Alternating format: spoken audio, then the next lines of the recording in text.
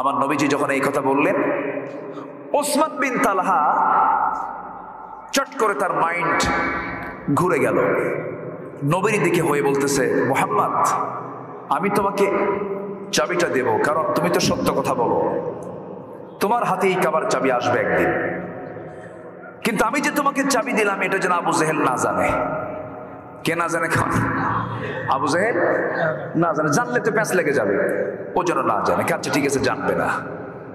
আমার নবীজি কাবার চাবিটা হাতের মধ্যে নিলেন, নিয়ে তালা খুললেন, ভিতরে ঢুকে দেখেন সাজানো লাত, মানত, ওজ্জা, হবল এগুলো সহ প্রায় 360টা মূর্তি ওই পত্তলিকরা, কোরাইশ পত্তলিকরা তারা সাজিয়ে রেখেছে। কার ঘরে বলেন তো? আমার নবীর দেহে ইব্রাহিমের রক্ত না? কার রক্ত? কার রক্ত বলেন?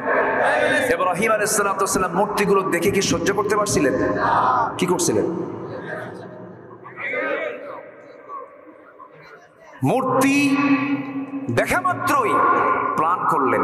সবাই বলল, ইব্রাহিম চলো আমরা এই শহর ছেড়ে অন্য একটা শহরে যাব, মেলায় যাব। উনি বলেন, ইন্নী সাকিব, আমি যাব না। কেন? অসুস্থ। কি অসুস্থ? মূর্তি ভাঙ্গা অসুস্থ। কি অসুস্থ? মূর্তি ভাঙ্গা অসুস্থ। ইন্নী সাকিব, এটা মাহজুফ, এটা উনি প্রকাশ করলেন না, এটা আড়ালে উনি মনে মনে চিন্তা করছেন। সব চলে গেছে। ঢুকছেন উনি মূর্তির ঘরে, মেলাগুলো মূর্তি, হাতে নিচ্ছেন একটা কুড়াল। কুড়াল নিয়ে সবগুলোর মাথা সাইজ করে বড়টার সামনে এসে বলতেছে যে এতগুলো ভাঙলাম, তুই কথা কস না কেন?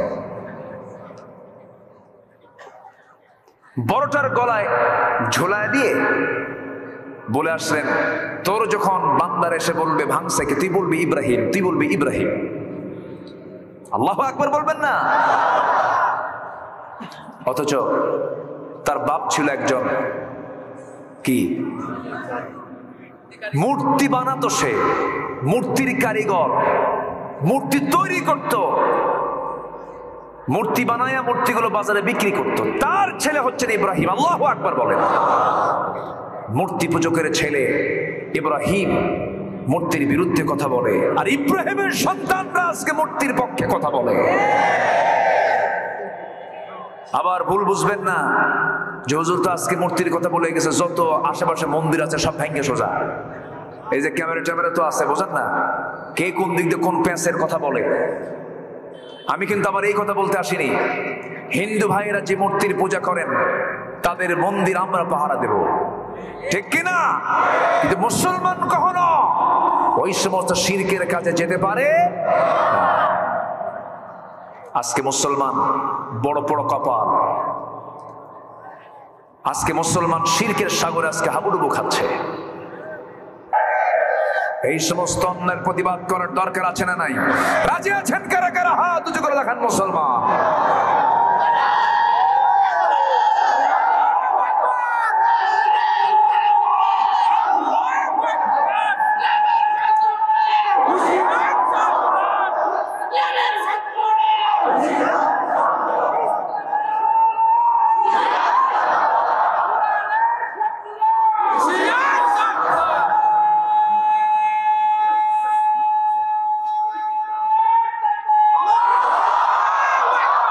আল্লাহ কবুল করুন, জোরে বলি আমিন, আরো জোরে আমিন।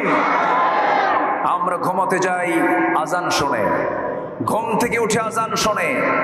4.5 লক্ষ মসজিদের দেশ বাংলাদেশ, লক্ষ লক্ষ আলেম হাফেজের দেশ বাংলাদেশ, শহীদ তিতুর বাংলাদেশ, খানজাহানের বাংলাদেশ, শাহজালালের বাংলাদেশ, শাহপরানের বাংলাদেশে কোরআন সুন্নাহ বিরোধী কোন ষড়যন্ত্র আমরা বাস্তবায়ন হতে দেব না, দেব না, দেব না। প্রয়োজনে বুকের তাজা রক্ত ঢেলে দিতে রাজি আছেন কারা কারা? হাত উঁচু করে দেখা।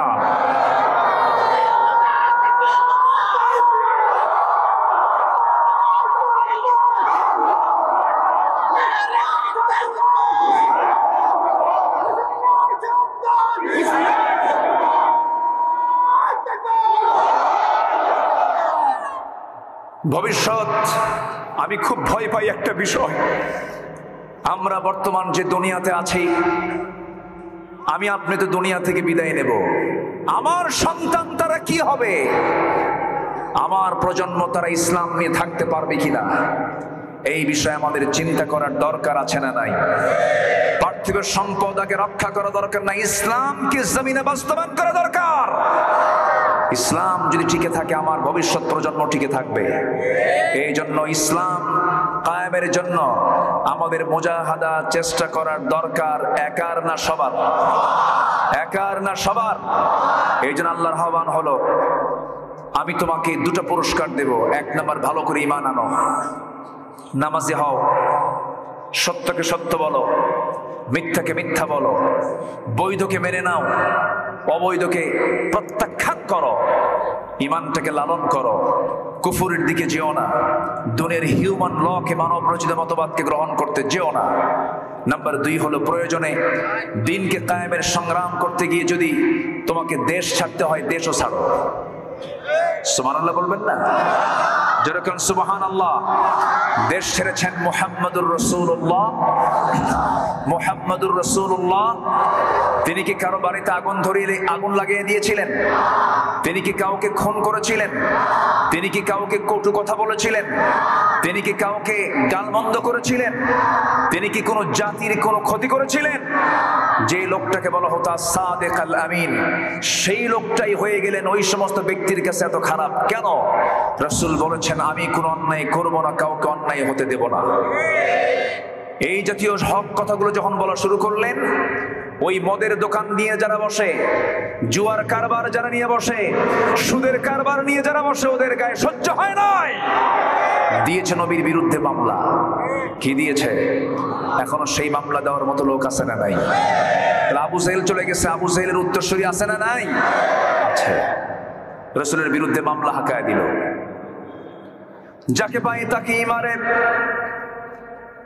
নবীজি সাহাবায়ে কেরামদের মধ্যে থেকে কিছু সাহাবীকে আমি সিনে পাঠায়া দিলেন, যাও তোমরা, মক্কায় থাকার কোনো পরিবেশ নাই। নবীজির চোখের সামনে সবাইকে মেরে ফেলে। ইয়াসার পরিবারকে মেরেই ফেলা হলো, সুমাইয়াকে মেরে ফেলা হলো, শহীদ করে দেওয়া হলো। নবীজির একদিন স্বপ্ন, তিনি ভাবলেন, সেজদা তো দেই, কাবাকে সামনে রেখে আল্লাহ তাআলা আমার কিবলা কাবা করে দিয়েছেন। তার প্রথম কিবলা ছিল বাইতুল আকসা, কিন্তু তার মন চাচ্ছিল বাইতুল আকসাটা কিবলা না হয়ে যদি বাইতুল হারাম হতো কত না ভালো হতো। ফাওয়াল্লি ওয়াজহাকা শাতরাল মাসজিদিল হারাম। আমার নবীজি কিবলামুখী হয়ে নামাজ পড়েন, কিন্তু যেই হারাম, যেই কাবাকে সামনে রেখে তিনি নামাজ পড়েন, সেই কাবার ভিতরে 360টা মূর্তি ওই কুরাইশরা রেখে দিয়েছিল। নাউযুবিল্লাহ। নবীজি নামাজ পড়েন কিন্তু তৃপ্তি পান না। নবীজি মনে মনে চিন্তা করলেন, মনে মনে সিদ্ধান্ত নিলেন, একটু ভিতরে যাব, ভিতরে দেখব। ভিতরে তিনি ঢোকেন নাই। ওই কাবার চাবি ছিল একজন ব্যক্তির হাতে, তার নাম হলো ওসমান বিন তালহা। মাথায় একটু নিয়ে রাখবেন, কথাগুলো মনে মনে একটু মাথায় লালন করবেন। আমি কি আলোচনা করব? ওসমান বিন তালহা রাদিয়াল্লাহু তাআলা আনহু, সেই সময় তো তিনি ইসলাম কবুল করেন নাই। আবু জাহেলের ধ্বজাধারী লোক ছিলেন তিনি। ওসমান বিন তালহার হাতে হলো কাবার চাবি। আবার রাসূল আসতে গিয়ে বললেন, ওরে ওসমান, আমি হলাম মুহাম্মদ সাল্লাল্লাহু আলাইহি ওয়াসাল্লাম, তোমার কাছে আমার একটা আরজি। সে আরজিটা হলো, তুমি যদি আমাকে কাবার চাবিটা দিতাম, আমি তৃপ্তি ভরে ভিতরে ঢুকে একটু সেজদা দিয়ে ধন্য করতাম আমার আল্লাহকে। আমার বন্ধুগণ, আমরা নামাজ পড়ি কোন দিক হয়ে বলেন? বলেন কোন দিক হয়ে? পশ্চিম দিক। সবাইকে পশ্চিম দিক হয়ে নামাজ পড়ে নাকি? কেউ পড়ে উত্তর দিক হয়ে, কেউ পড়ে দক্ষিণ দিক হয়ে, কেউ পড়ে পূর্ব দিক হয়ে। আমার বন্ধুগণ, সব দিকেই কিবলা। যারা কাবা শরীফের পশ্চিমে থাকে তাদের কিবলা হলো পূর্বে, যারা উত্তরে থাকে তাদের কিবলা হলো দক্ষিণে, যারা দক্ষিণে থাকে তাদের কিবলা হলো উত্তরে, যারা পশ্চিমে, যারা পূর্বে থাকে তাদের কিবলা হলো পশ্চিমে। আমাদের কিবলা কোন দিকে? পশ্চিমে। কিন্তু কোন ব্যক্তি যদি কাবার ভিতরে ঢুকে যায়, তখন তার কিবলা কোন দিকে বলেন? আমার জীবনে বড় একটা শখ, আমি জীবনে বহু জায়গায় গিয়েছি, আমার বড় একটা শখ, সেটা হলো, আল্লাহ তুমি আমাকে জীবনে অন্তত একটা বার ওই তোমার প্রথম ঘরের ভিতরে ঢোকার সুযোগটা করে দিও। কেউ তো জোরে আমিন বললেন না। বহুবার চান্স নিয়েছি, এদিক সেদিক বহু তদবির করছে, কিন্তু কাম এখনো হয়নি। একটু দোয়া করবেন। যারা হজে গেছেন সব জিনিস দেখতে পুরাতন মনে হয়, কিন্তু ওই কালো কাপড়ে মোড়ানো কাবার দিকে আপনি যতবার তাকাবেন মনে হয় আমি নতুন কিছু দেখছি। যদি বলি সুবহানাল্লাহ, ঠিক আছে না? মনে হয় নতুন নতুন কিছু দেখছি। রহমত নাজিল করেন কে? ওই সোজাই হচ্ছে আরশ আজিম। আল্লাহু আকবার বলেন। আরশ আজিমটা হচ্ছে ওই সোজা বাইতুল মামুর, একদম বরাবর হচ্ছে আরশ আজিম। পৃথিবীর নাভি, পৃথিবীর কি নাভি না, আমাদের যে নাভি আছে না, পৃথিবীর নাভি হলো কাবা, মূল সেন্টার ওটা। আমার নবীজির জন্ম হলো ওই কাবা ঘরের ঠিক দরজা বরাবর সামনের দিকে, পূর্ব দিকের তিনি বাসিন্দা। আমরাও কাবার কোন দিকের বাসিন্দা বলে? পূর্ব দিকের বাসিন্দা। তাহলে মিল আছে না নাই? আমার রাসূল যে দিকের বাসিন্দা ছিলেন আমরাও সেই দিকের বাসিন্দা। আমার নবীজির মাথার চুল ছিল কালো কালো, কিন্তু ইউরোপ আমেরিকার মানুষের মাথার চুলগুলো কালো না লাল? লাল সাদা। ওদের বুড়াকে আর যুবককে চেনা যায় না, সবার চুল এক সমান। কিন্তু আমার নবীর মাথার চুল ছিল কালো কুচকুচে, দাড়ি মোছগুলো ছিল কালো। আমার এই সাবকন্টিনেন্ট সহ আমাদের দেশের মানুষের মাথার চুলগুলো লাল না কালো? লাল না কালো? আমার নবীর চোখের মণি ছিল, চোখের মণি ছিল কালো। ইউরোপ আমেরিকার মানুষের চোখের মণি হলো সাদা, বিড়াল মার্কা চোখ। আমার নবীর চোখের মণি ছিল কালো। এই দেশের মানুষের অধিকাংশের চোখের মণিটা কি বলেন? কালো। তাহলে রাসূল ছিলেন পূর্ব দিকের বাসিন্দা, আমরা পূর্ব দিকের বাসিন্দা। নবীর মাথার চুল ছিল কালো, আমাদের চুলগুলো কালো। নবীজির চোখের মণি ছিল কালো, আমাদের চোখের মণিও কালো। নবীজির শরীরের চামড়াটা ছিল না কালো না ধলা, লালও বলা যাবে না, কালো বলা যাবে না, হলদেটে অথবা বাদামি কালার। না কালো বলা যাবে না ধলা বলা যাবে, এমন একটা বর্ণের রাসূল ছিলেন। আমেরিকা ইউরোপের মানুষগুলো ধবধবে সাদা, আবার আফ্রিকান মানুষগুলো নিগ্র কালো কুচকুচে কালো। আমার নবীজি না ধলা ছিলেন না কালো ছিলেন। আমার দেশের মানুষগুলো ধলা না কালো? না ধলা না কালো। তাহলে কালারের মিল থাকলো, চোখের মিল থাকলো, চুলের মিল থাকলো। আমার দেশের মানুষ না লম্বা না খাটো, আমার নবীও ছিলেন না লম্বা না খাটো। চেহারায় মিল আছে, কালারে মিল আছে, চুলে মিল আছে, চোখে মিল আছে, বাসিন্দাতে মিল আছে। কিন্তু সবকিছু মিল থাকলে চরিত্রে মিল আছে নাকি? আসতে কয় চরিত্রে মিল আছে, কিন্তু ওগুলো মিল দরকার আগে না চরিত্রে মিল দরকার আগে? চরিত্রে মিল দরকার আগে। চরিত্রে মিল ছিল ওই কালো বেলালের, ওই চরিত্র মিল ছিল হলো ওই সমস্ত সালমান ফার্সির। কত দূর থেকে পারস্য থেকে নবীর হাতে বায়াত নিয়ে কালিমা পড়ে মুসলমান হয়ে গেছেন।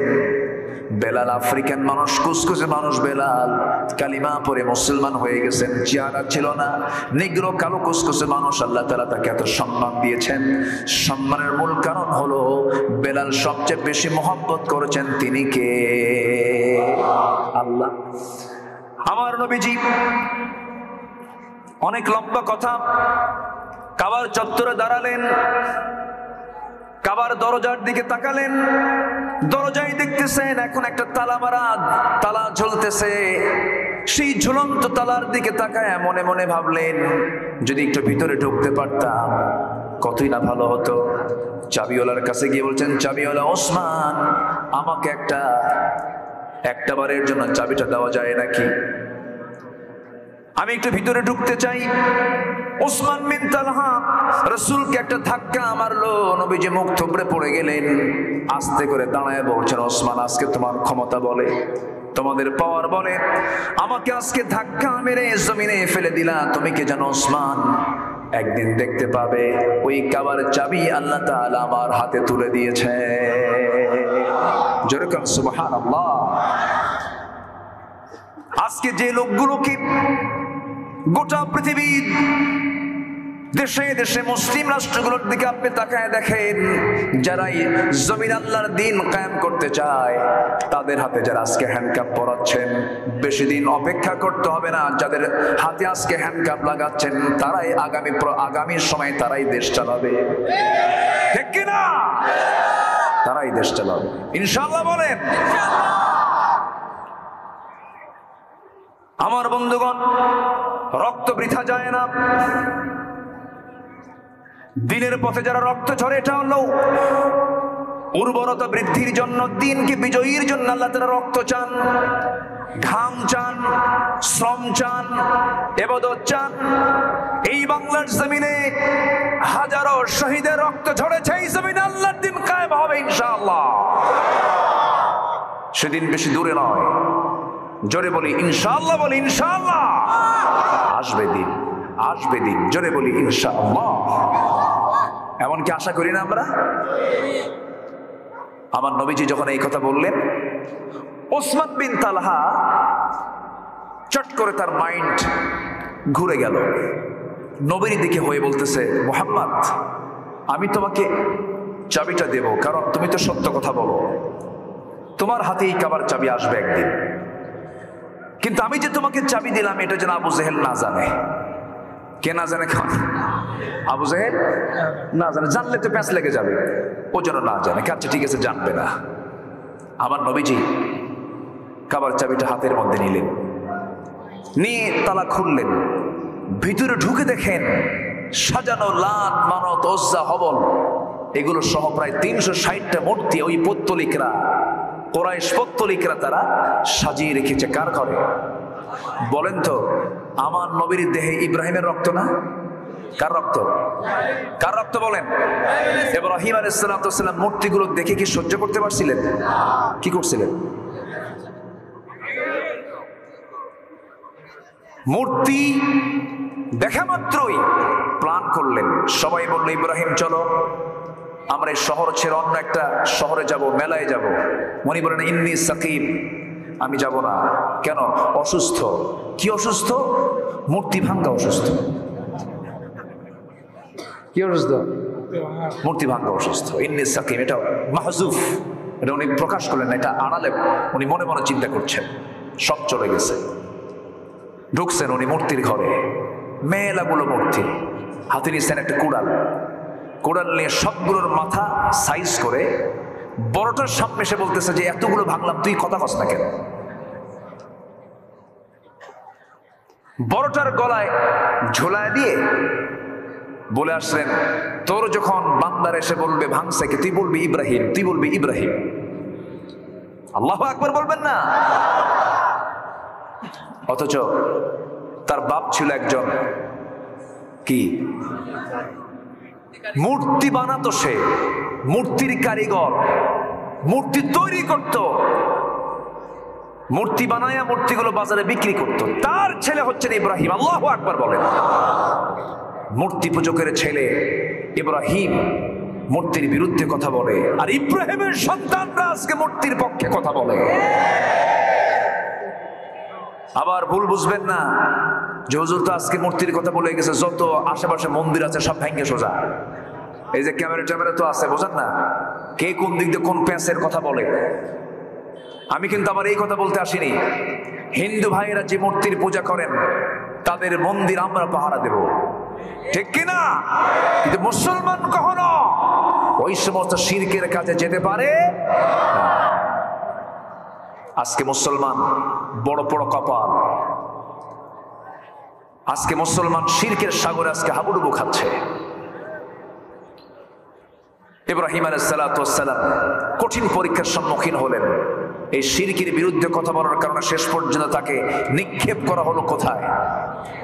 কোথায় নিক্ষেপ করা হয়েছিল? উনি কি কারোর সামনে মাথা নত করেছেন?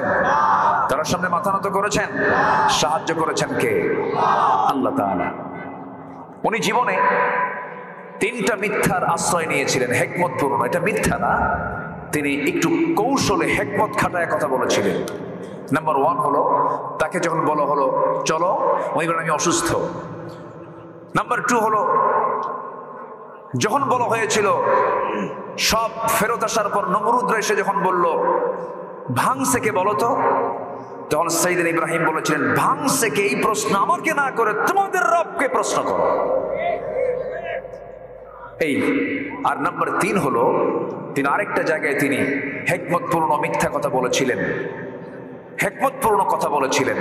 সেটা হলো যখন তিনি তার স্ত্রী সারা আলাইহিস সালাতু ওয়াস সালামকে সাথে নিয়ে হিজরত করতেছিলেন, ওয়াল্লাযীনা আমানু ওয়া হাজারু, হিজরতের পথে এক জালিম বাদশা তার স্ত্রীকে ধরে ফেললো।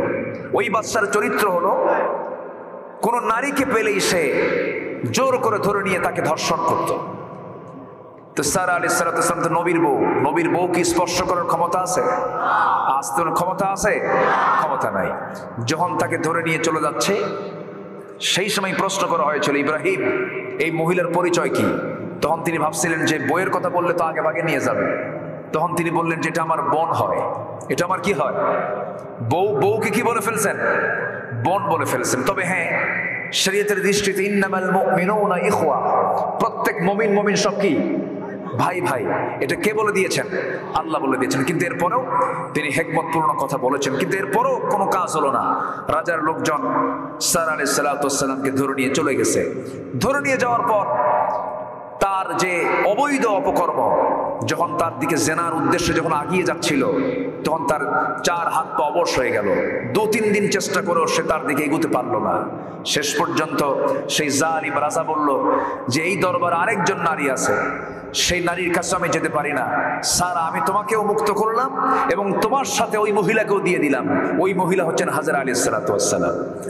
সারা আলাইহিস সালাতু ওয়াস সালাম হাজরা আলাইহিস সালাতু ওয়াস সালামকে সাথে করে নিয়ে স্বামীর সামনে হাজির হয়ে বলছেন, আমার স্বামী আল্লাহর পয়গম্বর, আমি সাথে একা আসছি না, আমার সাথে আরেকজনকে নিয়ে আসছি, খুব ভালো, খুব পরহেজগার, খুবই আবেদা সালেহা নারী, আপনি তাকে গ্রহণ করতে পারেন। তখন তার পরামর্শে, বড় বউয়ের পরামর্শে তিনি হাজরা আলাইহিস সালাতু ওয়াস সালামকে বিয়ে করলেন। কত লম্বা ইতিহাস, কত ত্যাগ, কত কুরবানির ইতিহাস তাদের জীবনে রয়ে গেছে। তারা হিজরত করেছেন, ঈমানকে পাকাপোক্ত করেছেন, আগুনে নিক্ষিপ্ত হয়েছেন, কারোর সামনে মাথা নত করেন নাই। ঠিক কিনা বলেন? আমরা ঈমান এনেছি, ঈমান নিয়ে আমরা টিকে থাকবো। জোরে বলি ইনশাআল্লাহ, আরো জোরে বলি ইনশাআল্লাহ। সেই নবীর দেহে ইব্রাহিমের রক্ত, বলেন তো ওই মূর্তি দেখে কি তার মাথা ঠিক থাকার কথা? কিন্তু আমার নবীজি করলেন কি? আমার নবীজি মূর্তির দিকে তাকালেন, মনে মনে ভাবলেন ভেঙ্গে সব চুরমার করে আল্লাহর ঘরকে পবিত্র করে ফেলবো, সব ভেঙ্গে বের করে ফেলবো। কিন্তু পারলেন না, কারণ ওই মক্কা নগরীর নগর পিতা সিটি মেয়র হলো আবু জেহেল।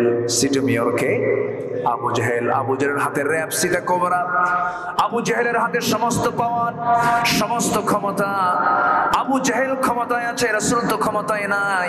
তিনি যেগুলো ভেঙ্গে চলেছে সব বের করে দিবেন, আল্লাহর ঘরকে তিনি পবিত্র করে ফেলবেন, কিন্তু সেই ক্ষমতা তার নাই। তিনি পারলেন না। আস্তে করে তিনি মুখ ঘোরায় চলে আসলেন, কারণ তার কাছে ক্ষমতা নাই, তার কাছে পাওয়ার নাই। নবীজি মক্কার 13 বছর আল্লাহর ঘরের ভেতরে মূর্তি থাকা অবস্থায় তিনি সিজদা দিতে বাধ্য হয়েছেন, কারণ ক্ষমতা তার কাছে ছিল না। কিন্তু আল্লাহর কাছে পরক্ষণে তিনি আল্লাহর কাছে দোয়া করলেন। কি দোয়া? সবাই বলেন, ও কুর রাব্বি আদখিলনি মুদখালা সিদকিন ওয়া আখরিজনি মুখরাজা সিদকিন ওয়াজআলনি মিন লাদুনকা সুলতানান নাসীরা। আল্লাহ, তুমি আমাকে রাষ্ট্র ক্ষমতা দিয়ে দাও। আমার নবীজি মক্কায় টিকতে পারলেন। নবীর বিরুদ্ধে মামলা হলো, হত্যার হুলিয়া জারি হয়ে গেল, যেখানে পাবে মুহাম্মদকে মেরে ফেলবা। আমার নবীজি দিনের আলোতে পারলেন না, রাতের আধারে লুকোচুরি করে ঘর থেকে বের হয়ে গেলেন। একটা গুহার ভিতরে 3টা রাত 3টা দিন অপেক্ষা করলেন। বিশ্বনবীর সেই গুহার ভিতরে আল্লাহ পাক আমাকে বারবার যাওয়ার সুযোগ করে দিয়েছেন। দুর্গম সেই গুহার ভিতরে আমার নবীজি 3 দিন 3 রাত কাটালেন, যেখানে বালিশ নাই, চাদর নাই, কাঁথা নাই, কিচ্ছু নাই। কেন, কি জন্য? অন্য কোনো কারণ নয়। তিনি বলেছেন, সমাজের মধ্যে কোনো ইসলাম বিরোধী কাজ হতে দেব না। এই জমিনে থাকতে হবে কার বিধান? আসতে বলবেন না, কার বিধান? আল্লাহর বিধান। আমার নবীজির মতো মানুষ মহামানব নিজের বাড়িতে থাকতে পারলেন না, হিজরত করতে বাধ্য হলেন। হিজরত করে মদিনার দিকে রওনা দিলেন। বেশি দিন লাগলো না, মাত্র একটা বছর যেতে না যেতে নবীর ইসলামকে, নবীর শিশু ইসলামকে দুনিয়া থেকে চিরতরে নিশ্চিহ্ন করার জন্য মদিনায় বসেছিল তিনটা গোত্র, ইহুদি গোত্র, বনু নাজির, বনু কুরাইজা, বনু কাইনুকা। এই ইহুদির বাচ্চারা আজও আছে না নাই? আছে না নাই? নবীর মদিনার আশেপাশে ইহুদিদের বসবাস ছিল। আর এখন ইহুদির বসবাস কোথায়? বাইতুল আকসার আশপাশে। ওদের কোনো ভূখণ্ড ছিল না, নির্দিষ্ট কোনো ভূখণ্ড ছিল না। ওদেরকে অবৈধভাবে সেকেন্ড ওয়ার্ল্ড ওয়ারের পর, দ্বিতীয় বিশ্বযুদ্ধের পরে, যখন এডলফ হিটলার এট এ টাইম গ্যাস চেম্বারে তুলে 60 লক্ষ ইহুদিকে একদিনে মারছে। কত লক্ষ? 60 লক্ষ ইহুদিকে একদিনে তুলে গ্যাস চেম্বারে তুলে মেরে ফেলছে এডলফ হিটলার। খ্রিস্টান ছিল, জার্মানির লিডার। এডলফ হিটলার 60 লাখ ইহুদিকে মারার পর এরা পৃথিবীর বিভিন্ন জায়গায় ছড়িয়ে ছিটিয়ে ছিল। সবগুলোকে এক জায়গায় করে তৎকালীন ওই পরাশক্তিগুলো এক জায়গায় হয়ে তারা বললো যে এদেরকে একটা নির্দিষ্ট আবাসন কিছুদিনের জন্য তাদেরকে রাখা হোক, মানে জাস্ট ভাড়াটিয়া। ভাড়াটিয়া মানে কি? এখন আসি, এরপর আমরা চলে আসবো, আর থাকবো না। এই শর্তে তারা করলো কি, ইসরায়েলের ওই জায়গায় এসে তারা বসতি করলো। ফিলিস্তিনের কিছু ভূখণ্ডে তারা জায়গা নিল। আজকে তাদের জায়নামাজ এত বড় বানাইছে, এখন ফিলিস্তিনি নাই। তারা এমন ভাবে তাদের কার্পেট বিছায় ফেলেছে, মুসলিম ভূখণ্ড এখন ছোট হয়ে গেছে, ভাড়াটিয়া হয়ে গেছে এখন বাড়িওয়ালা। সম্মানিত ভাইয়েরা, সম্মানিত বন্ধুগণ, বর্তমান পৃথিবীতে মুসলমানদের সবচাইতে বেশি দুশ্মনী করছে কারা? বলেন, এক নাম্বার কারা? বলেন আরো জোরে, আরো জোরে। ইহুদিরা। সেই ইহুদির কিছু বন্ধু বান্ধব আমার দেশেও আছে না নাই? আসতে বলবেন না, আছে না নাই?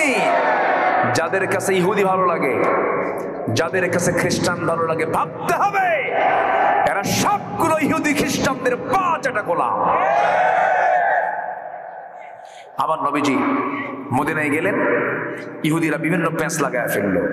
এক বছরে তারা প্যাঁচটাকে শক্ত বানায় ফেললো, টাইট বানায় ফেললো। কি করলো? কুরাইশদের সঙ্গে যোগ সাজস কইরা যুদ্ধের মুখোমুখি করে দিল রাসূলের সাথে কুরাইশদের। আমার নবীজিও কুরাইশ, ওরাও কুরাইশ। কুরাইশরা রমজান মাসে, কোন মাসে বলেন? রমজান মাসে চলে আসলো সেই মক্কা থেকে 350 মাইল অতিক্রম করে বদর নামক প্রান্তরে। কি করবে?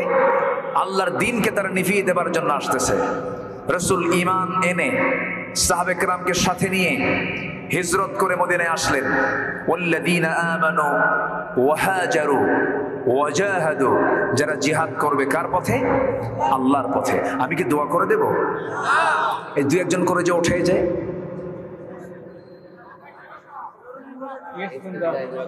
কোন সমস্যা, কোন অসুবিধা? তো ওঠে কেন হঠাৎ করে এরকম করে? কোনো সাপসুপ নাই, কোনো সাপসুপ নাই। আর কিছুক্ষণ, আমি তো বেশি ডিস্টার্ব করব না, একটু আমাকে একটু সময় দেন। আমি জানি এখানে হাজার হাজার মা বোনরা আসছেন, ছোট্ট ছোট্ট বাচ্চা তাদের কোলে। একটা শিশু এখানে হেরে গিয়েছিল, তাই না? পাইছে? আচ্ছা, তাহলে এরা, এই সমস্ত মা বোনরা নিরাপদে বাড়িতে যাক, এদিকেও খেয়াল করার দরকার মনে হয় নাই? বলেন আছে না নাই? আচ্ছা, সব দিকে আমরা খেয়াল করব, ফজরের নামাজের দিকটাও খেয়াল করব। আমি উঠেছি এখানে জাস্ট 10টার একটু পরেই, 10টা 5-6 দিকে আমি উঠেছি। সম্মানিত ভাইয়েরা, আমি কাঙ্ক্ষিত সময়ে, আপনার অসুবিধা হোক এমন টাইম আমি নেব না, আমি সময় মতোই শেষ করব। কিন্তু আপনি যদি আমার আগে উঠে যান তাহলে তো এটা আদবের খেলাফ হয়ে যাচ্ছে, শৃঙ্খলা ভঙ্গ হয়ে যাচ্ছে। বসেন, একটা পয়েন্ট আমি শেষ করে ফেলি, একটু বসেন প্লিজ, একটু বসেন। সম্মানিত ভাইয়েরা, বদর নামক প্রান্তরে প্রথমে আসলো হলো কুরাইশরা। রাসূলকে আগে গেছেন? আগে কিন্তু যাননি। কুরাইশরা যখন এসে বদরে তাদের শিকড় যখন গেড়ে বসলো, তারা যখন এসে সব হাজির হলো, একত্রিত হলো, নবীর কানে সংবাদ চলে গেল। এইদিকে নবীজি কেবলই সাহাবে কেরামকে নিয়ে হিজরত করেছেন। বলেন, ঘর নাই, বাড়ি নাই, বউ নাই, টাকা নাই, পয়সা নাই, অর্থ নাই, সাহাবীরা চরম কষ্টের মধ্যে। এর মধ্যে আবার যুদ্ধের প্রস্তুতি। নবীজি কি পিছপা হয়েছেন না এগিয়ে গেছেন? পিছপা হয়েছেন না এগিয়ে গেছেন? এগিয়ে গেছেন। আমার নবীজি সাহাবে কেরামকে বললেন, সাহাবীরা, আমরা মক্কা থেকে মদিনায় হিজরত করে আসলাম। আমরা হিজরত করে আসার সঙ্গে সঙ্গেই তোমরা সবাই জেনে রাখো, ওই কুরাইশ আমাদেরকে নাস্তানাবুদ করার জন্য, একদম আমাদের অস্তিত্বকে বিলীন করে দেওয়ার জন্য, নিঃশেষ করে দেওয়ার জন্য তারা বদর নামক প্রান্তর পর্যন্ত হাজির হয়েছে। তোমরা কি করবে বলো? সাহাবে কেরাম সামনে দাঁড়ায় বলছেন, ইয়া রাসূলুল্লাহ, বউ ছেড়েছি, বাড়ি ছেড়েছি, ব্যবসা ছেড়েছি, দেশ ছেড়েছি, একমাত্র আল্লাহর জন্য, আপনার জন্য, আপনি যা বলবেন তাই হয়ে যাবে। যেরকম সুবহানাল্লাহ। আমার নবীজি বড় খুশি হয়ে গেলেন। রমজান মাসের রোজা সেই সময় প্রথমবার ফরজ হয়েছে দ্বিতীয় হিজরিতে। সাহাবে কেরাম জীবনের প্রথম রোজা তারা রেখেছেন। 17টা রোজা তারা সম্পূর্ণ করেছেন। 17 রোজা শেষ হয়ে গেছে, 16 রোজা শেষ হয়ে গেছে। 17তম রমজানের দিন রাসূল বললেন, সাহাবীরা, আজকের দিনে রোজা তোমরা ভেঙে ফেলে দাও, কারণ আজকে জিহাদের প্রস্তুতি নিতে হবে। সাহাবা কেরাম বলেন, হুজুর, রোজা রাখাও যেমন ফরজ, জিহাদও তেমন ফরজ। রাসূল বললেন, শোনো, রোজা রাখার সুযোগ আমরা পরে পাবো, ফাইদাতুম মিন আইয়ামিন উখার, কিন্তু জিহাদে যদি আজকে আমরা লড়ে যদি আজকে হেরে যাই, আমরা তো ইসলামকে বিজয়ী অবস্থায় দেখতে পাবো না। অতএব রোজা পরে রাখা হবে, রোজা তোমরা ভেঙে ফেলে দাও, জিহাদের ময়দানে চলো। আমার বন্ধুগণ, যে জিহাদের, যে ইবাদতের কাজ করতে গিয়ে একটা ফরজ রোজাকে ভাঙ্গার প্রয়োজন হয়ে যায়, সেই জিহাদের গুরুত্ব ইসলামে আছে না নাই? আসতে বলবেন না, আছে না নাই? একজন মুনাফিক নামাজ পড়তে পারে, রোজা রাখতে পারে, হজ করতে পারে, যাকাত দিতে পারে, কিন্তু মুনাফিক কখনো জান দেওয়ার জন্য জিহাদে যেতে পারে না। যত রক্ত লাগে দেব, প্রয়োজনে লোক পাঠাবো, মাগার আমি যাব না। আছে না এরকম? আসতে বলবেন না, আছে না নাই? আচ্ছা, আমার নবীজি সাহাবে কেরামকে বললেন, সাহাবীরা কে কে আছে চলো আমার সঙ্গে চলো। সীমিত সংখ্যক সাহাবী জড়ো হয়ে গেলেন। আনসার কিছু, মুহাজির কিছু, সব জড়ো হলেন। নবীজি সংখ্যা দেখে চিন্তায় পড়ে গেলেন, এত কম সংখ্যক মুজাহিদ আমি 1000 সৈন্যের বিরুদ্ধে মোকাবেলা করব কেমনে? এমন চিন্তা করছিলেন। একজন মহিলা, মদিনার একজন মহিলা সাহাবী নবীর সামনে দাঁড়ায় বলে, ইয়া রাসূলুল্লাহ, আপনি কি চিন্তা করেন? হুজুর, আমার তো বড় কোনো সন্তান নাই, আমার স্বামীও নাই, দুনিয়া থেকে বিদায় হয়ে গেছে। এই 2 বছরের ছোট্ট বাচ্চা আমার কোলে আছে। আমি একজন শহীদের মা হতে চাই। ইয়া রাসূলুল্লাহ, 2টা বছরের শিশুকে আমি আপনার হাতে দিয়ে গেলাম, এই সন্তানকে আপনি আপনার যুদ্ধের ঢাল বানায়া দিবে। আল্লাহু আকবার বলেন। আমার নবীজির কলিজা ভরে গেছে। ওইদিকে আমার নবীজি দেখতে পেলেন দূর থেকে ছোট্ট 2টা বাচ্চা হেঁটে হেঁটে আসে। হেঁটে হেঁটে এসে বলে, ইয়া রাসূলুল্লাহ, আপনি কি চিন্তা করেন? যুদ্ধের সংকট হয়েছে, মনে হয় মুজাহিদ নাই। চিন্তা করবেন না, আপনি যদি পারমিশন দিয়ে দিতেন, আমরা দুজন মিলে আপনার সঙ্গে থেকে থেকে যুদ্ধ করতাম। নবীজি বললেন, না রে না, তোমরা যুদ্ধ করতে পারবে না, বয়স নাই, ফিটনেস নাই, তোমাদেরকে আমি পারমিশন দিতে পারবো না। ছোট্ট 2টা বাচ্চার মধ্যে বড় ছেলে, বড় ভাইটা বলতেছে, ইয়া রাসূলুল্লাহ, আমি ওর চাইতে একটু লম্বা, আমাকে পারমিশন দেওয়া যায় না। ছোটজন বলে, হুজুর, আপনি যদি আমার বড় ভাইকে অনুমতি দেন, আমাকে অনুমতি দিতে হবে, কারণ সে লম্বাই বড় হতে পারে, কিন্তু গায়ের শক্তি আমার বেশি। আমার নবীজি খুব খুশি হয়ে গেলেন। এবার ছোটজন বলে, হুজুর, তাই যদি দেখতে চান, দুজনকে মারামারি লাগায় দেন। এই কথা বলেই 2জন মারামারি লেগে গেছে। বড়জন ছোটজনকে নিচে ফেলে দিয়েছে। ছোটজন নিচ থেকে বলতেছে, ভাই রে, ও ভাই, তুই আমার বয়সে বড়, তুই তো আমার সঙ্গে লড়াই করে জিতেই যাবে, এটাই স্বাভাবিক, কিন্তু তোর মধ্যে কি মায়া দয়া নাই? একসঙ্গে খাই ঘুমাই, আজকে তুই আমার একা থেকে রেখে যুদ্ধের ময়দানে যাবি, এটা কেমন কথা রে? তোর গায়ের শক্তি একটু কমায় দে। এই কথা বলো মত মাত্রই বড় ভাই গায়ের শক্তি কমায় দিয়েছে।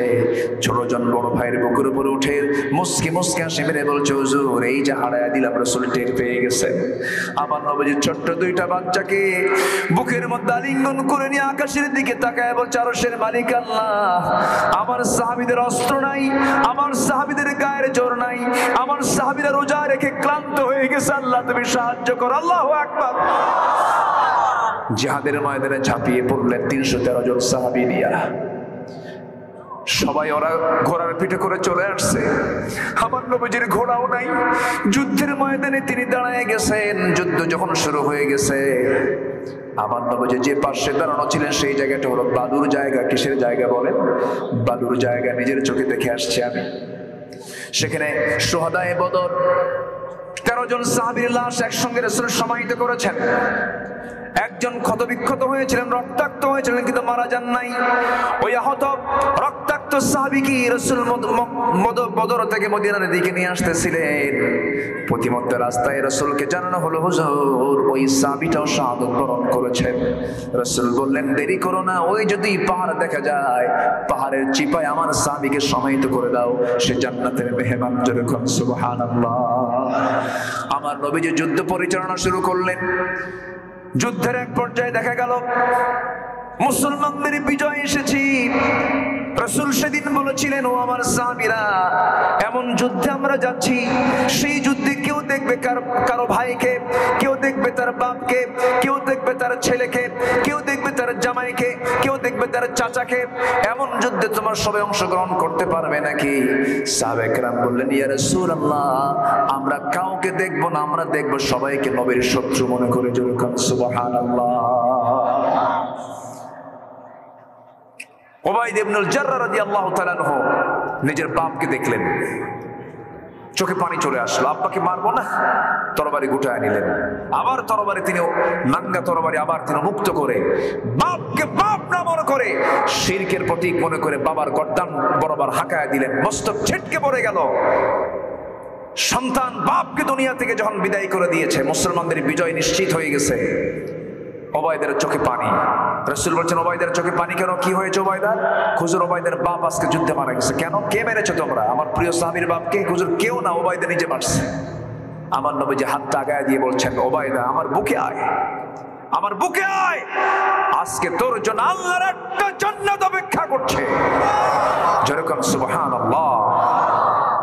এটার নাম ঈমান, এটার নাম হিজরত, এটার নাম জিহাদ। আমার নবীজি বললেন, দেখো তো কোন কোন কুরাইশরা, কোন কোন কাফেররা মারা গেছে। হুজুর আবু জেলটাও মরছে, উতবা মরেছে, শাইবা মরেছে, ওলীদ মরেছে, সব মরে গেছে। রাসূল বলেন, সবগুলো 70টারে একসঙ্গে বদর কূপের মধ্যে ফেলে দাও। একজন সাহাবী আবু জেহেলের মস্তক, খণ্ডিত মস্তক, চুল সহ নবীর সামনে হাজির করে বলছেন, ইয়া রাসূলুল্লাহ, এই যে আবু জেহেলের মস্তক আপনার সামনে হাজির করেছি। রাসূল বললেন, সব উম্মতের একটা করে ফেরাউন থাকে, আমার উম্মতের ফেরাউন আজকে আবু জেহেল খতম হয়ে গেছে। কূপের মধ্যে ফেলে দিলেন। 70 জন যুদ্ধবন্দী। কতজন? 70 জন। আবার সেই যুদ্ধে বন্দী হলো কুরাইশরা। এর মধ্যে আমার নবীর নিজের জামাই একজন, আমার নবীর আপন চাচা আব্বাস রাদিয়াল্লাহু আনহু একজন। তখন তিনি ইসলাম কবুল করেননি। বলেন, ইসলাম মানতে গেলে নিজের বাপ বিরোধী হতে পারে কিনা বলেন? নিজের বাবা বিরোধী হতে পারে কিনা বলেন? ভাই বিরোধী হতে পারে কিনা বলেন? দুঃখজনক হলো সত্য, আমার দেশে এমনও পরিবার আছে, এক পরিবারে 4 ভাই 4 দল করে। আছে না নাই? যে সরকার ক্ষমতায় থাকে, ওই ভাইয়ের কাছে 3 ভাই গিয়ে বলে, ভাই তুমি 5 বছর চালাও, যখন তুমি পতন হবে তোমার, তখন আমরা দেশ চালাবো, তখন আমরা তোমারে দেখবো। এই সমস্ত চরিত্র নিয়ে জান্নাত পাওয়া যাবে না। এই সমস্ত চরিত্র নিয়ে জান্নাত পাওয়া যাবে না। আমার নবীজি দেখতে পেলেন তার আপন জামাই, বড় মেয়ের জামাই, তাকে পিঠ মোড়া দিয়ে বেঁধেছে, আপন চাচাকে পিঠ মোড়া দিয়ে বেঁধেছে। আমার নবীজি শুনতে পেলেন। নবীজি শোনার পরে বললেন, কি অবস্থা, কি করেছে? হুজুর আপনার জামাই তো দড়ির বাঁধনটা একটু নরম করে দিছি, আপনার চাচার দড়ির বাঁধনটা একটু নরম করে দিয়েছি, শক্ত করে বাঁধি নাই, জামাই মানুষ তো একটু আস্তে বাঁধছে। খাবার দিয়েছি তাদেরকে, ওই ছাগলের গোশত আর রুটি দিয়েছি, আর বাকি সবাইকে খেজুর দিয়েছি। রাসূল বললেন, না, এটা যুদ্ধের নীতি নয়, সবার জন্য সমান পদ্ধতি অবলম্বন করা উচিত ছিল। দড়ির বাঁধন সবার জন্য নরম করে দাও, সবার জন্য রুটি আর ছাগলের গোশতের ব্যবস্থা করে দাও। আল্লাহু আকবার বলেন। রাসূল বলেন, না, স্বজন প্রীতি চলবে না। একে একে সবার কাছ থেকে মুক্তিপণ নিচ্ছেন আর তাদেরকে মুক্তি দিয়ে দিচ্ছেন।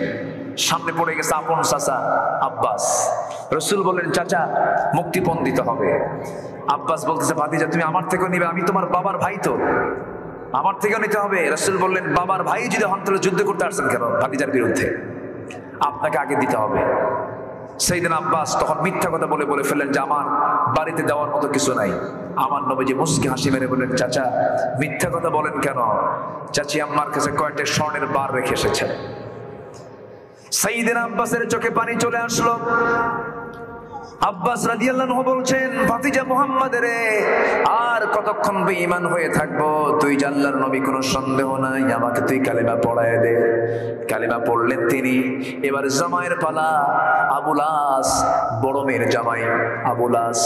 রাসূল বললেন, জামাই শোনো, তোমাকে মুক্তিপণ দিতে হবে। হ্যাঁ, খবরও দিয়েছি, মক্কায় চলে গেছে খবর, আসবে মুক্তিপণ, চলে আসবে। স্বামীর মুক্তিপণের জন্য আমার নবীজির বড় মেয়ে একটা প্যাকেট পাঠায় দিলেন। সেই প্যাকেটটা নবীর হাতে চলে আসলো। নবীজি প্যাকেটটা খুলেই দেখেন সুন্দর একটা গলার পেটার চেইন, গলার একটা হার তিনি দেখতে পেলেন। গলার হারটা দেখা মাত্রই নবীজির চোখের কোনা বেয়ে টপ টপ করে পানি পড়ছে। সবাই সাহাবীরা নবীজির কান্না দেখে বলছেন, ইয়া রাসূলুল্লাহি, আপনি তো এমনটা আচরণ কখনো করেন না। সামান্য গলার হার দেখে আপনি কাঁদেন কেন? আপনার কান্নার হেতুটা কি?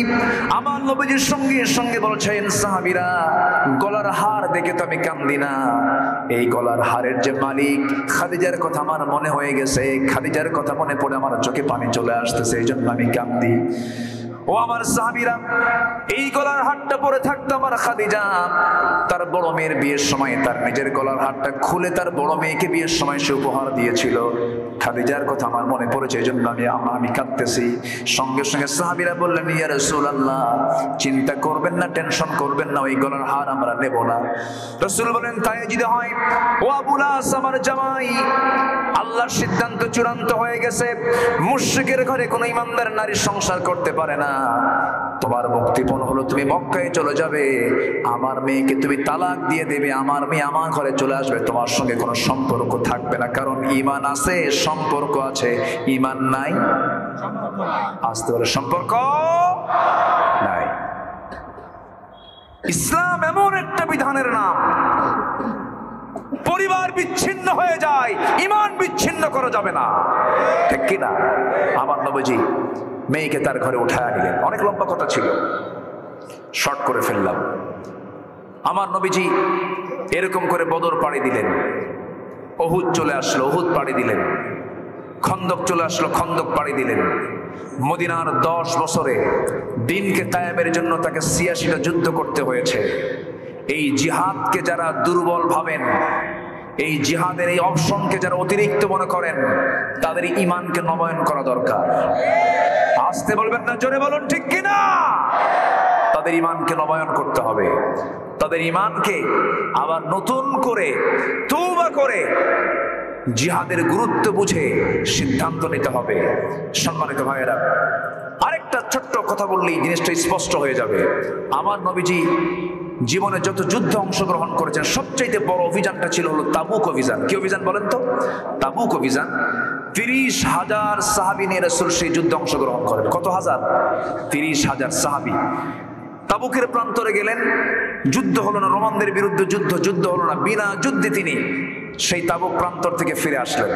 ফিরে যখন মদিনায় ব্যাক করে মসজিদে নববীর ভিতরে বসে আছেন, এমন সময় এক সাহাবী নবীর সামনে গিয়ে আস্তে করে বসে বলেন, হুজুর, সবাই তো যুদ্ধে গেছিলেন আপনারা, কিন্তু আমি কাব বিন মালিক, আমি কিন্তু যুদ্ধে যাই নাই।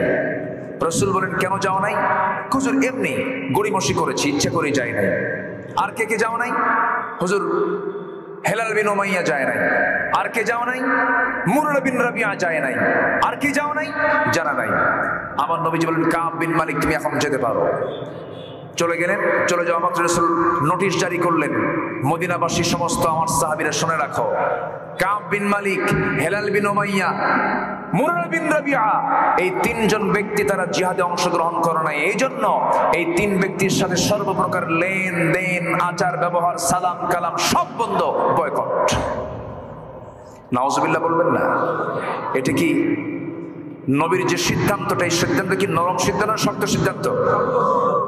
কিসে অংশগ্রহণ করে নাই? বলেন কিসে যায় নাই? জিহাদে যায় নাই। আমার নবীজি যখন এই কথা বলে ফেললেন, এই তিন সাহাবীর কানে যখন চলে গেছে কথাটা, কাব বিন মালিক তো শোনামাত্র মানে পড়ে যাবেন সেন্সলেস হয়ে। দরজার কাছে গিয়ে দরজায় ডাকতেছেন বউকে, স্ত্রীকে ডাক দিয়ে বলেন, স্ত্রী আমার, আমি কাব বিন মালিক, দরজা খোলো। ভিতর থেকে স্ত্রী বলতেছে, স্বামী আমার, দরজা খুলবো, অবশ্যই আপনার ঘর, আপনার বাড়ি, দরজা তো খুলতে আমি বাধ্য, কিন্তু আমি দরজা খুলে আমি আপনাকে ঘরে ঢুকায় দিয়া পিছনের দরজা আমি বের হয়ে চলে যাব, কারণ যে ব্যক্তিকে রাসূল বয়কট করেছেন সেই ব্যক্তিকে আমিও নিজেও বয়কট করতে বাধ্য হলাম। কাব বিন মালিক ঘরে ঢুকতে পারলেন না, চোখের পানিতে গাল ভিজে যায়। সামনের দিকে ছোট্ট দুইটা বাচ্চা সন্তান, নিজের ঔরসজাত সন্তানগুলোকে আদর করবেন বলে ডাকতেছেন, বাচ্চাগুলো এদিকে আসো, আমি তোমাদেরকে একটু আদর করি। ছোট্ট দুইটা বাচ্চা বলে, না না, যাবো না, তোমার আদর আমরা নেব না, কারণ তোমাকে রাসূল বয়কট করেছেন, আমরা তোমার সঙ্গে কথা বলবো না। বাড়ির বউ পর্যন্ত কথা বলা বন্ধ করে দিল। সন্তানরা কাছে আসে না। কাব বিন মালিক রাদিয়াল্লাহু তাআলা আনহুর কাছে আকাশটা যেন ভেঙে পড়ার মতো হয়ে গেল। হেলাল বিন উমাইয়ার বয়স ৭০ বছরের বুড়া মানুষ, নবীর চাইতে বয়সে বড়। নবীজি তার বিরুদ্ধে বয়কটের ডাক দিয়েছেন। যুদ্ধে কেন সে অংশগ্রহণ করলো না? হেলাল বিন উমাইয়া করলেন কি, বাড়ির ভিতর থেকে শক্ত একটা দড়ি হাতের মধ্যে নিয়ে, নিজের হাতে দড়িটা নিয়ে এসে মদিনার মসজিদের সামনে খুঁটির সাথে দড়িটা লাগায় দিয়া নিজের হাত দুটা স্বেচ্ছায় বেঁধে ফেলে বলছেন, হেলাল রে, তোর মতো বড় আসামি জমিনে নাই, যা কারণ যার বিরুদ্ধে নবীজি বয়কটের ডাক দিয়েছেন। সালাম দেন হেলাল, কি উত্তর নেয় না। বুকটা ফেটে যায়, বুকটা তার একদম শেষ হয়ে যাচ্ছে, জ্বলে পুড়ে সারকার হয়ে যাচ্ছে। হেলাল বিন উমাইয়া শেষ পর্যন্ত চোখের পানি ফেলে ফেলে আল্লাহর কাছে তওবা করছেন। হেলাল বিন উমাইয়া তওবা করছেন, কাব বিন মালিক তওবা করছেন, মুরার বিন রাবিয়া সিজদার মধ্যে অজরে ছাড়াই কান্নাকাটি করে তওবা করছেন, আল্লাহ এই বিপদ থেকে আল্লাহ তুমি আমাদেরকে বাঁচায় দাও, তওবা করলাম আল্লাহ, জীবন আর এরকম জাতীয় ভুল করব না। নবীজি বয়কটের ডাক দিয়ে রেখেছেন, তাদের কোনো খোঁজ খবর পর্যন্ত রাখেন নাই। কিন্তু এই তিনজন সাহাবী ইখলাসের সাথে যে পরিমাণ তওবা করেছেন, সূরা তওবার প্রেক্ষাপট এটা। এই তিনজন সাহাবীর তওবা শেষ পর্যন্ত কেউ না গ্রহণ করলেও আল্লাহ তাআলা তিনজনের তওবা কবুল করে নিয়েছেন। নবীর কাছে যখন আয়াত নাযিল হলো, ওয়া'আলা সালাসাতিল্লাযীনা খুল্লিফু, হে রাসূল, ওই তিনজন সাহাবী যারা জিহাদের ময়দান থেকে দূরে ছিল, আমি আল্লাহ তাদের তওবা কবুল করে নিয়েছি। রাসূল সঙ্গে সঙ্গে বলছেন, ওমর, আমার কাব কোথায়? আমার কাবকে আমার সামনে নিয়ে আসো। কাব বিন মালিক চলে এলেন, হেলাল বিন উমাইয়া চলে এলেন, মুরারা বিন রাবিয়া চলে এলেন। তিনজনকে রাসূল জড়িয়ে ধরে বলছেন, আমার সাহাবীরা, আমি তোদেরকে মাফ করে নাই, কিন্তু আল্লাহ তোদেরকে মাফ করে দিয়েছেন। আমার বন্ধুগণ, এই জায়গা থেকে আমি আপনাকে ২-৩টা প্রশ্ন করবো, একটু চিন্তা করে উত্তর দিবেন। ওই তিনজন সাহাবীর নামাজের কি কোনো অভাব ছিল নাকি? আসতে বলে, আমার আপনার চাইতে তাদের নামাজ দুর্বল না মজবুত? মজবুত। নামাজের কোনো অভাব ছিল না। তাদের কি নবীর প্রতি মহব্বতের কোনো অভাব ছিল নাকি? তাও ছিল না। আল্লাহর পথে দান করার ক্ষেত্রে তাদের কোনো অভাব ছিল নাকি? কোনো কিছুদিন সংকট ছিল না। তাহাজ্জুদ ছিল, চোখের পানি ছিল, জিকির আজগার ছিল, সব কিছুই ছিল, নবীর প্রতি মহব্বত ছিল। কিন্তু শুধুমাত্র কি করেছেন? একটা যুদ্ধের ময়দানে রাসূল তো বলতে পারতেন, শোনো, ৩০,০০০ সৈন্য নিয়ে গেছিলাম, যুদ্ধই হয় নাই, যা আমি তোমাদেরকে মাফ করে দিলাম। কিন্তু রাসূল তাদেরকে শক্ত করে ধরলেন কেন? এই জন্য ধরলেন, জিহাদকে কোনো ক্রমেই দুর্বল চোখে দেখার কোনো সুযোগ নাই। ঠিক কিনা? আল্লাহ বলছেন, ওয়াল্লাযীনা আমানু, যারা ঈমান আনবে, ওয়াহাজারু, যারা হিজরত করবে। এই দুনিয়াতে যাদের ইসলামের জন্য যাদের মামলা, ভাবতে হবে তার পাসপোর্টে একটা করে ভিসা লাগতেছে। ঠিক কিনা? কোনো টেনশন নাই। ওয়াহাজারু ওয়াজাহাদু, যারা জিহাদ করবে কার ফি সাবিলিল্লাহ, ওয়াল্লাযীনা, এবং যারা আওয়াও, ওই মুজাহিদদেরকে যারা আশ্রয় দেবে, ও নাসারু, এবং সাহায্য করবে। দেখেন আল্লাহ তাআলা জিহাদের অপশন আবার আর দুটো কাজ বাড়ায় দিলেন। ঈমান আনবে, হিজরত করবে, জিহাদ করবে যারা, এবং যাদেরকে সাহায্য করবে এবং যারা তাদেরকে আশ্রয় দেবে। আল্লাহ তাআলা বলছেন উলাইকা হুমুল মুমিনুনা হাক্কা, এরাই হলো টাটকা মুমিন। যেরকম সুবহানাল্লাহ, এরা কি টাটকা মুমিন।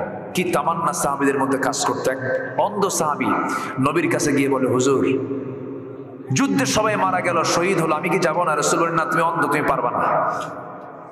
রাসূল অনুমতি দেন নাই, সাইয়েদনা আবু বকর অনুমতি দেন নাই। সাইয়েদনা ওমর ফারুকের শাসন আমলে কাদেসিয়ার যুদ্ধ হয়, কাদেসিয়ার যুদ্ধ।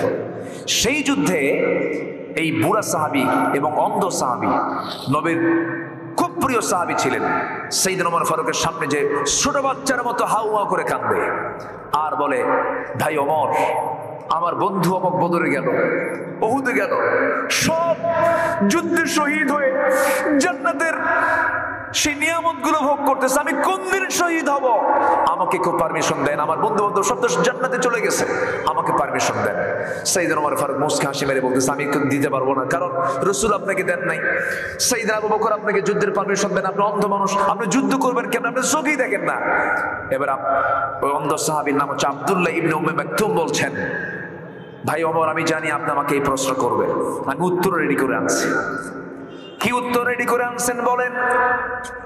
আব্দুল্লাহ ইবনে উম্মে মাকতুম বলছেন, উত্তরটা হলো, যুদ্ধের ময়দানে গিয়ে সবাই তো যুদ্ধ করে না, কেউ ওই যোদ্ধাদের, আহত যোদ্ধাদের সেবা করে, কেউ খাবারের আয়োজন করে, কেউ তাবু পাহারা দেয়, কেউ কালিমার ঝান্ডার সামনে হাতে নিয়ে দাঁড়ায় থাকে। আমি অন্ধ মানুষ, আমি তরবারি চালাতে পারবো না, আমি এটা জানি, কিন্তু অন্তত ওই কালিমার ঝান্ডা ধরার জন্য একজন ব্যক্তি তো সিলেকশন দিতে হবে। সেই ব্যক্তি অন্য কাউকে সিলেকশন না দিয়ে আপনি ওমর আমাকে সেই কালিমার ঝান্ডা ধরার সিলেকশন দিয়ে দেন। আমি কালিমার ঝান্ডা হাতে নিয়ে অন্ধ মানুষ সামনে আমি এক পায়ে দাঁড়িয়ে থাকবো, নড়াচড়া করব না। কাফের মুশরিকরা আমার দিকে তাকায়া তীর লক্ষ্য করে আমার বুকে মেরে দেবে, বুক দিয়ে ঢুকে পিঠ দিয়ে তেল বের হয়ে যাবে, রক্তাক্ত অবস্থা আমি শহীদ হয়ে আল্লাহর জান্নাতে চলে যাব। ইতিহাস সাক্ষী, তিনি সেই যুদ্ধে অংশগ্রহণ করলেন এবং শহীদের মর্যাদা নিয়ে দুনিয়া থেকে বিদায় নিলেন। যেরকম সুবহানাল্লাহ। জিহাদের গুরুত্ব আছে না নাই? আছে। এই চারটা কাজ আমরা করব। আল্লাহ তাআলা বলছেন, আল্লাহ তোমরা যদি এই কাজগুলো করতে পারো তাহলেই আল্লাহ তাআলা বলছেন লাহুম মাগফিরাহ, তার জন্য আছে সাধারণ ক্ষমা, ও রিজকুন কারীম, এবং সম্মানজনক রিজিক। আল্লাহ তাআলা সবাইকে এই আয়াতের অনুকূলে জীবন গড়ার তৌফিক দান করুন। 5 ওয়াক্ত নামাজ আমরা কেউ ছাড়বো না। কারাকারি হাত তুলে দেখেন তো দেখি। 5 ওয়াক্ত নামাজ, জোরে বলি ইয়া আল্লাহ, আরো জোরে ইয়া আল্লাহ। আমাদেরকে 5 ওয়াক্ত সালাত আদায় করার তৌফিক তুমি আল্লাহ দিয়া দাও। জোরে বলি আমিন, আরো জোরে আমিন। আমরা সবাই নামাজের সুরতে বসি, নামাজের মতো করে বসে যাই। অনেক মা বোন আসছেন, আল্লাহ তুমি মা বোনদের যাওয়াকে নিরাপদ করে দাও। জোরে বলি আল্লাহুম্মা আমিন। সবাই বলি সুবহানাকা আল্লাহুম্মা ওয়া বিহামদিকা আশহাদু আল্লা ইলাহা ইল্লা আনতা আস্তাগফিরুকা ওয়া আতুবু ইলাইকা।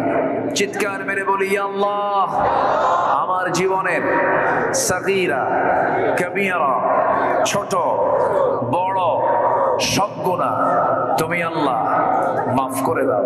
জোরে বলুন ইয়া রাব্বাল আলামিন, ইয়া রাব্বাল আলামিন। যে যেখানে আছেন সবাই বসি। অনেক বড় মাহফিল, আল্লাহ যেন নিরাপদে সবাইকে বাড়িতে যাওয়ার তৌফিক দান করেন।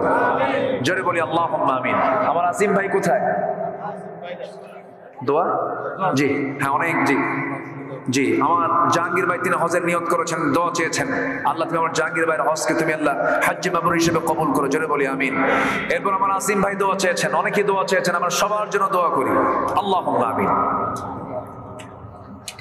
ربنا ظلمنا أنفسنا وإن لم تغفر لنا وترحمنا لنكونن من الخاسرين ربنا لا تزغ قلوبنا بعد إذ هديتنا وهب لنا من لدنك رحمة إنك أنت الوهاب গভীর রাত নিঝুম রাত জীবন রাত্রিতে হাজারো মুসলমান নরনারী নিয়ে তোমার কালাম থেকে কিছু কথা বলেছি গুনার বোঝা মাথায় নিয়ে কাঙ্গাল ফিকিরের মতো দুটো হাত পেতে আছি আল্লাহ গুনার দিকে তাকাইও না বান্দা মনে করে तमाम জীবনের সমস্ত গুনাহগুলোকে maaf করে দাও জনম দখিনী মা যার বিদায় নিয়েছেন জিন্দেগীর গুনাহগুলো maaf করে দাও কবরগুলোকে জান্নাতের টুকরা বানায়া দাও সবাই চোখ বন্ধ করুন হাত একটু উঁচু করে আল্লাহর শেখানো দোয়া পড়ে আওয়াজ দিয়ে দিয়ে সবাই বলুন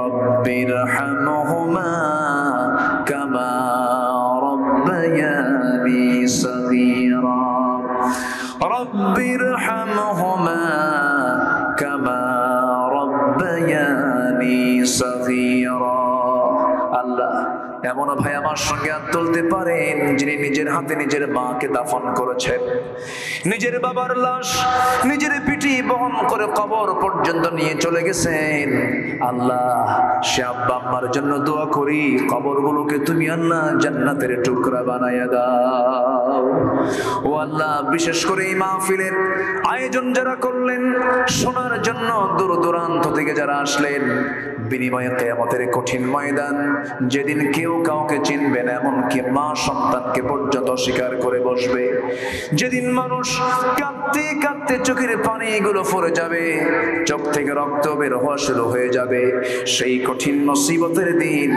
এ মাহফিল সবার জন্য নাজাতের মাধ্যম তুমি আল্লাহ বানাইয়া দিও ও আল্লাহ এই গ্রামকে তুমি আল্লাহ বেনামাজি মুক্ত একটা গ্রাম হিসেবে তুমি আল্লাহ কবুল আর মঞ্জুর করে নাও আমার আসিম ভাইকে কবুল করো সবার নাম তো আমার জানা নাই যার যা চাওয়া তুমি আল্লাহ দয়া করে পাওয়া করে দিও তোমার বান্দাগুলোকে নিয়ে যেমন আজকে একসঙ্গে দুটো হাত তুলে দোয়া করলাম আল্লাহ মেহেরবানি করে সেই কঠিন মুসিবতের দিন যেদিন কোনো ছায়া থাকবে না তোমার আরশের ছায়া ছাড়া সে আরশের ছায়ার নিচে তুমি আল্লাহ আমাদের সবাইকে একসঙ্গে জায়গা করে দিও আল্লাহ আয় আল্লাহ তাআলা দুনিয়া থেকে কোন দিন বিদায় নেব জানি না ডান হাতে আমলনামা না আসা পর্যন্ত মরণ দিও না আল্লাহ আল্লাহ তোমার কাছে ফরিয়াদ করি আমাদের পাখিটা খাঁচা মুক্ত হয়ে দুনিয়া থেকে বিদায় নিয়েছেন আয় আল্লাহ তাআলা মেহেরবানি করে কোরআনের পাখির কবরটাকে জান্নাতের টুকরা বানায়া দাও আয় আল্লাহ তাআলা দুনিয়া থেকে আমিও যাব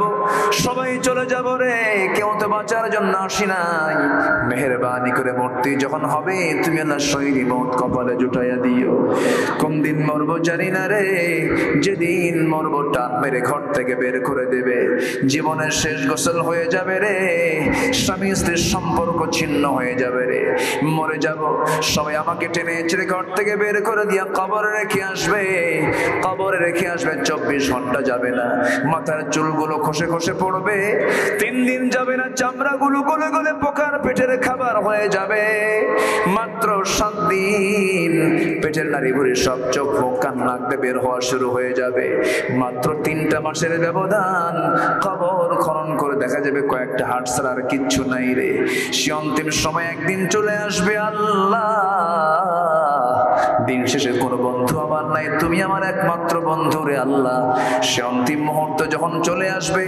জবানে জারি করে দিও লা ইলাহা ইল্লাল্লাহ